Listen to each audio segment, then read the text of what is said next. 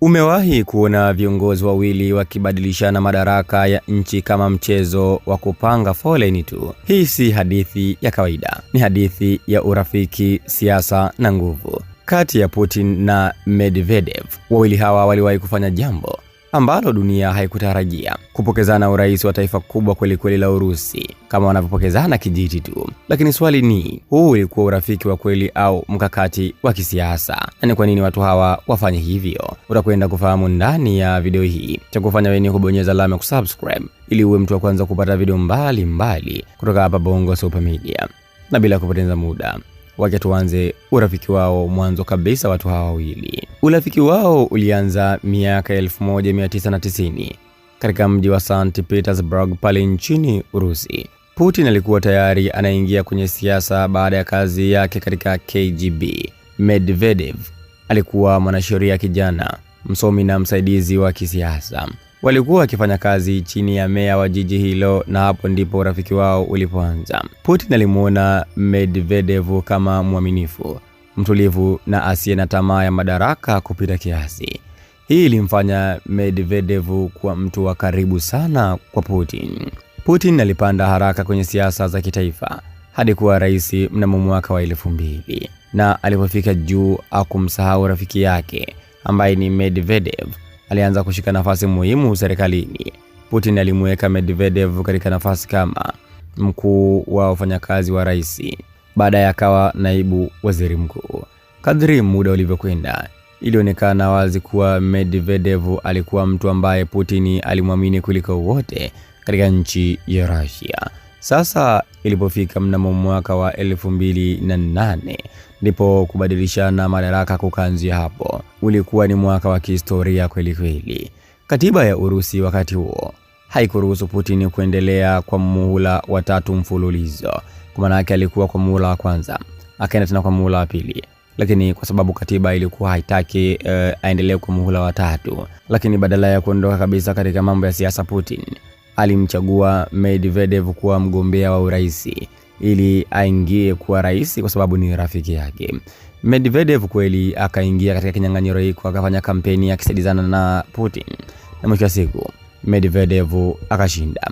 Lakini hapo ndipo mchezo wa kisiasa ulipoanza. Medvedev akawa rais, alafu akamchagua rafiki yake Vladimir Putin akawa waziri mkuu. Mtazamaji, umeona jinsi ambavyo michezo ilivyokuwa inachezwa hapa. Hii, mtazamaji wa Bongo Super Media, kitaalamu inaitwa tandem leadership, yani uongozi wa pamoja. Watu wengi waliamini Medvedev alikuwa rais kwa jina, Putin bado alikuwa na nguvu halisi nyuma ya pazia. Ndivyo watu wengi waliamini hivyo, kwa sababu ni mtu na rafiki yake, tena wanapendana hasa.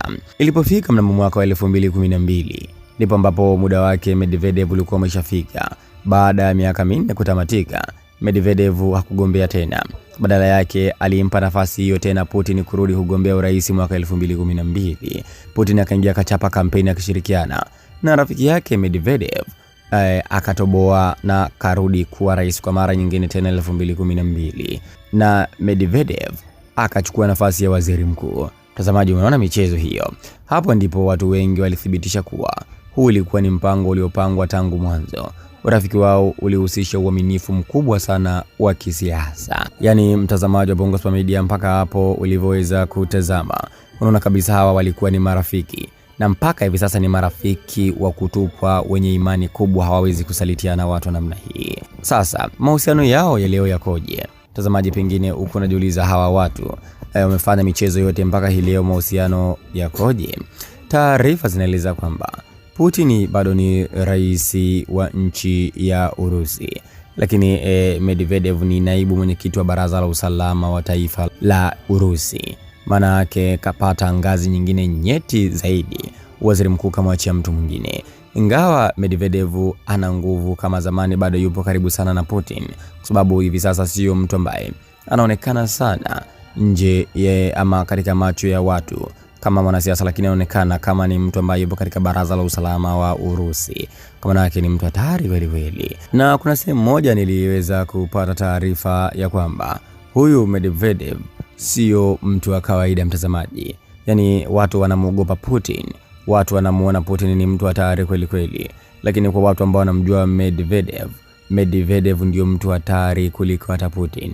Nilikutana na comment moja, watu wanasema kwamba kama vita hivi vya Ukraini na Urusi vingeanza wakati Medvedev yupo madarakani, basi Ukraini wangeona cha mtema kuni, sababu nasikia Medvedev ni mtu hatari kweli kweli, alikuwa hana huruma.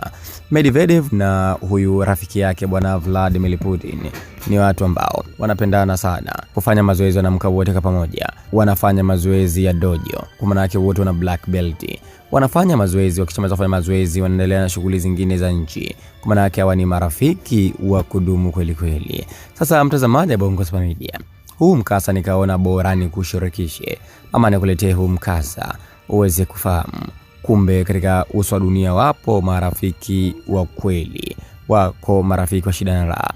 Haiwezekani mtu aliyekuwa rais, kwa sababu katiba ilikuwa imruhusu kuendelea kuwa rais, akapumzika ila akamchagua rafiki yake aende akagombee, na kweli jamaa akaongoza nchi ya Urusi, kisha akamteua rafiki yake kuwa waziri mkuu. Alafu baada ya muda kuisha, rafiki yake tena akarudi, alivyorudi akagombea, akauchukua urais tena, Putin akamchagua rafiki yake tena kuwa waziri mkuu. Yani walikuwa wanafanya michezo. Sasa ukitaka kumjua vizuri Vladimir Putin, mguse rafiki yake, ama ukitaka kumjua Medvedev, mguse Putin. Hapo ndio utajua kwamba hawa watu sio watu wazuri kweli kweli, kwa sababu wanapendana mno, wametoka mbali, wamefanya mambo mengi kweli kweli katika ujana wao, kwa sababu mkutana tangu wako vijana mabarobaro mpaka hii leo umri umekwenda, kwa maana yake wana umri wa utu uzima, bado wako vizuri kweli kweli mtazamaji, wana nguvu na wanashirikiana kwa ushirikiano ule wa mwanzo. Hakika hii inaonyesha kwamba urafiki wa kweli katika uso wa dunia bado upo. Watu inabidi tu watafute marafiki wa kuamini, marafiki wa kuaminiana. Lakini hii sidhani kama nchi zetu za Afrika Mashariki kuna watu wangeweza kufanya hivi, kwa sababu mtu anaogopa ya kwamba akiingia kwenye urais atamsahau mwenzake na hatorudi tena katika urais. Pengine wasingeweza kufanya hivi, lakini hawa kwa kuwa waliaminiana vizuri ndio maana akafanya hivi. Mtazamaji, unahisi katika nchi za Afrika Mashariki ama za Afrika kuna watu wanaweza akacheza mchezo kama aliocheza huko Urusi Putin na rafiki yake Medvedev? Je, wangeweza kweli kufanya hiki ama wasingeweza? Niandikie mtazamo wako na maoni yako hapo katika sehemu ya comment.